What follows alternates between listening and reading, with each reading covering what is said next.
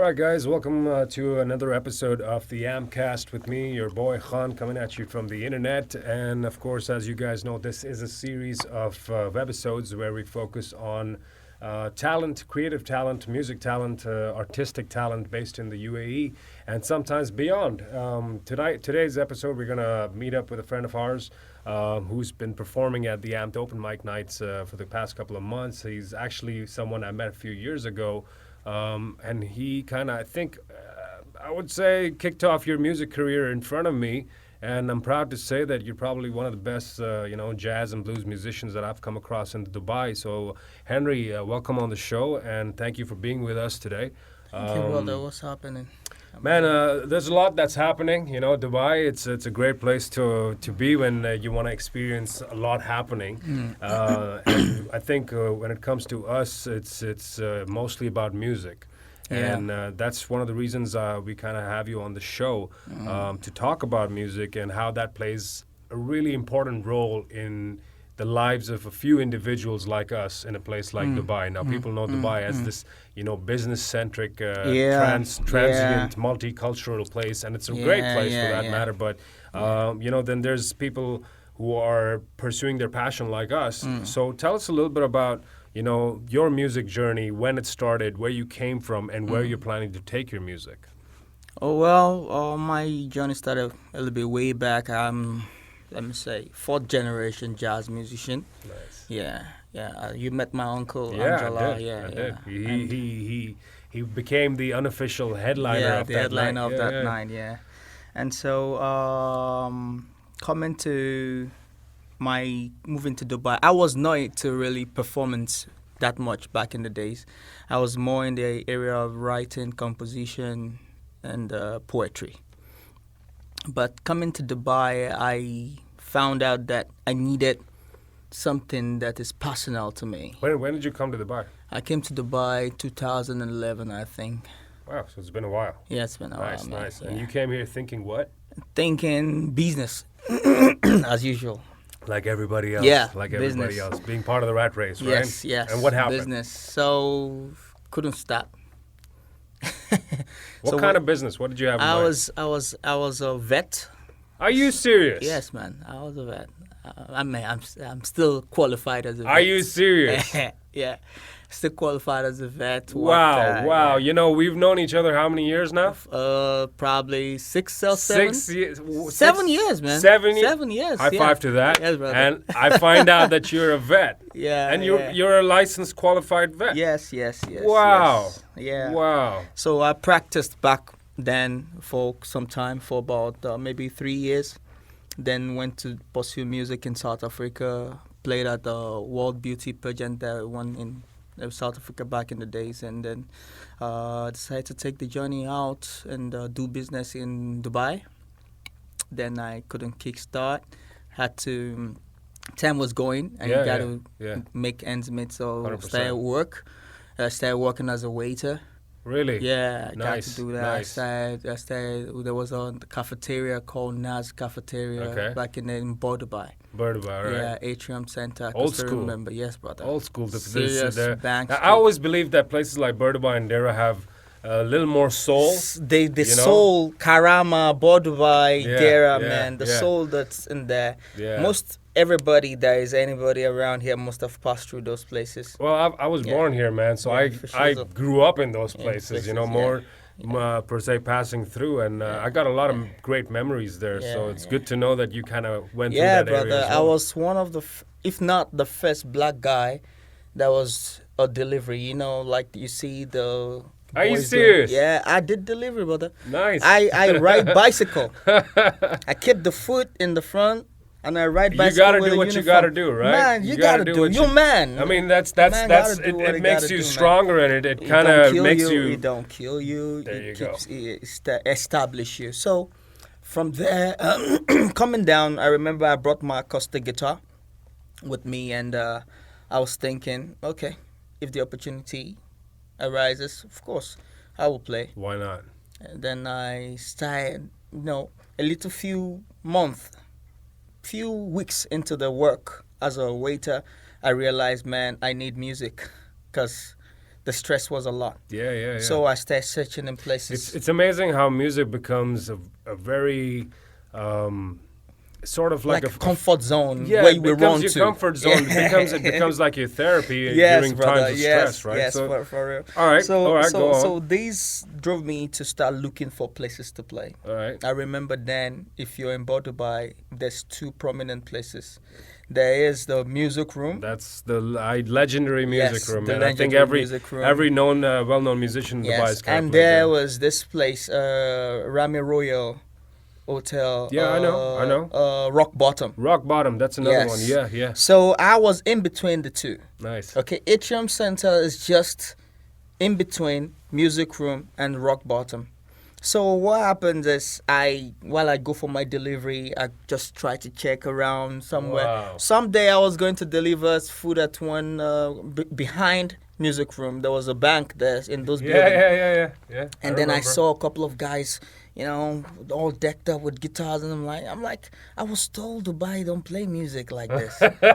So immediately I got my off. I ran there with my bicycle in my uniform. Wow. I was able to squeeze myself in. Then I saw. First music I ever experienced in Dubai was hard rock.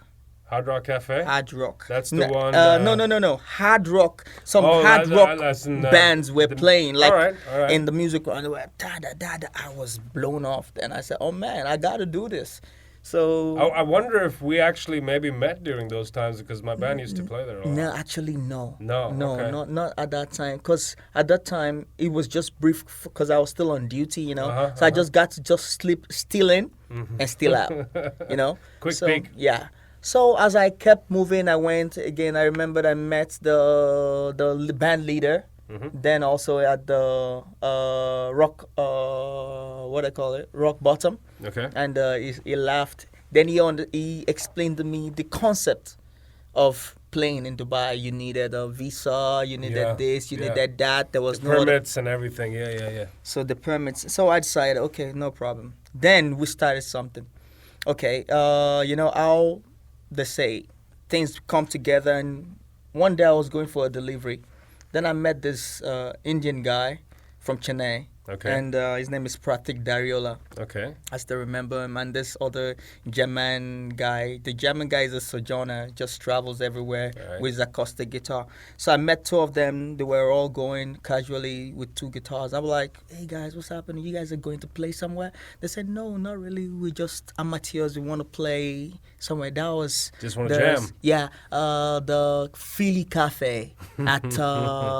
Mukhtar's Mankhul. Yeah. I said, cool. Will you guys be there till 8:10 when I get off? They said, yeah. So immediately I got off, went to fetch my acoustic guitar. Wow.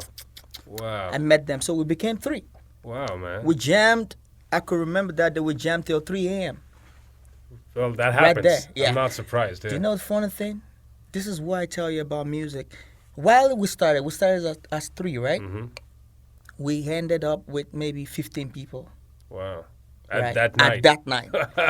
And if I remember correctly, that Philly Cafe, it's on the street. On the street, yes. Just right in front of the library. In front of the library, yeah. So we were sitting, the Philly Cafe was just right there. We were sitting in front of the library, the steps on the library. That's where we just had a cup of tea and all that. Yeah. And you know what?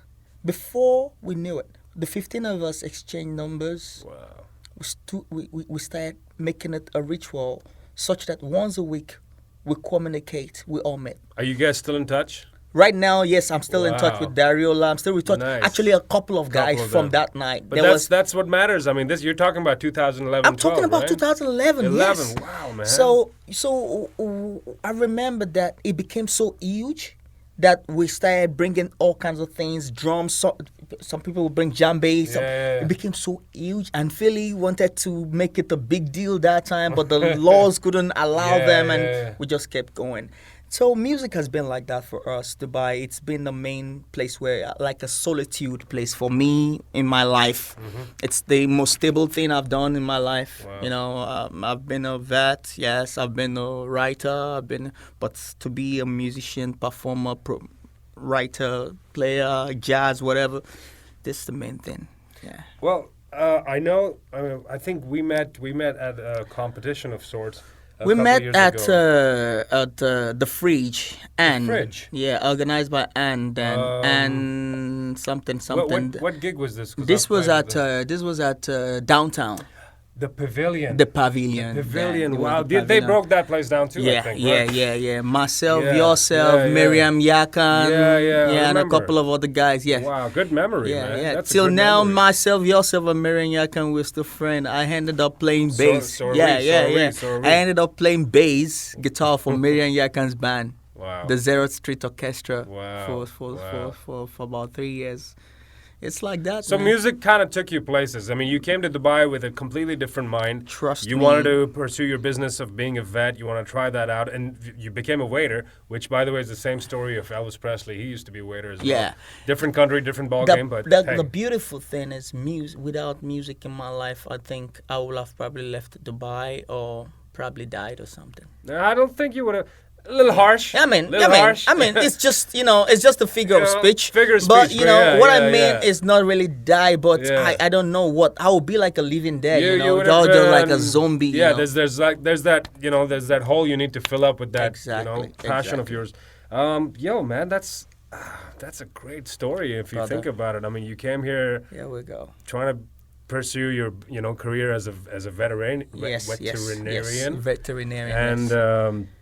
the vet thing didn't happen, so you became a waiter. The waiter thing led you to meeting more people in the music community. Yeah, And here you are, about 7 or 8 years later. You have a band as well. I've got a I've seen band, you guys yeah. play once. Yeah, It's STOIC called music. STOIC. Yes. And what's that mean? Stoic means okay. Because it's a unique I name. like, I've never heard yes, of it. I like playing with words sometimes. Mm-hmm. You know, you can see from the style of music which I play. Stoic is a person without a feeling. Really? A stoic person is a person that cannot really feel. Is not driven by emotion. Okay, but if you see my band, we are opposite to a stoic. Yeah, 100%, person, because yes. you guys have music, Yes, right? exactly. So what I chose stoic to kind of play on the word stoic, meaning that our band, we relate to emotions, we relate to happenings around us a lot. Okay, so it's a what I call it, irony. I think it's an ironical expression, of which a word actually means this, but the people carrying the word portray the opposite Wow. of that. Wow. So that's why I chose stoic. Well, yeah. it's a unique name, and I love the fact Yeah. that you put thought behind the name. Yeah. Have you guys recorded or released any kind of music, new music in Dubai in the past couple of years? Right now, we've been working on 3 specific music. We have 3 singles, Originals. originals. Yeah. 2 is on the way. 3 we have to take to the big studio for finishing touches and all that. It's Okay. been recorded. Okay. So, but 2 is still in the early stage. Okay. You know, we're still laying the track as it is, and because the concept of a band is to be able to play live Yeah, 100%. into that 100%. into that place, Yeah. because the problem I'm facing in this kind of system that we are in is things are no longer real. The drums are not real. Yeah. Musically speaking, I mean, you turn Yeah. on the commercial radio It and says, you're gonna hear "Ooh la la." something which is on repeat mode throughout I'm the day. telling you, and it's And- gonna drive you insane. Yeah. Chill. Can I mention radio stations? So you sure can. Okay, so I give props to Abu Dhabi Classic FM Okay. for keeping it real. Yeah, Those yeah. jazz evenings, Nice. they blow my mind. Nice. Actually, Abu Dhabi, if you're listening, keep playing, never stop. Yeah, man. Tune into their radio station and check out their jazz Yeah, hour. yeah. I mean, that's kind of what led to it. Kind of evolved our way of thought, and listening to radio throughout my life in Dubai and understanding that it's commercial radio. I mean, they used to play. Sometimes they play great music, but majority of the time it's a popular song which is on repeat throughout the day, and That's then it. you've got the ads and all these things, and that kind of it's one of the reasons why we're doing the ampcast, and Exactly. I think it's high time we as musicians, by musicians, for musicians, as we keep saying, do something like this where we kind of highlight stories like the one you just said of your own, which I think is mind-blowing. I mean, if this was if this was Hollywood, I swear to God, I wouldn't be surprised seeing your story on the big screen because Trust I think me, it's worth brother, telling. It is a lot of. It is. I've gone. Yeah. I've gone 100% circles Yeah. around and around, and I'm thanking God. Well, I hope we've contributed in some small, minute way to your musical career. I with tell the, you know? one thing about your concept and your ideology. The AMP show is. When I found out you guys were doing the AMP show, okay, it started with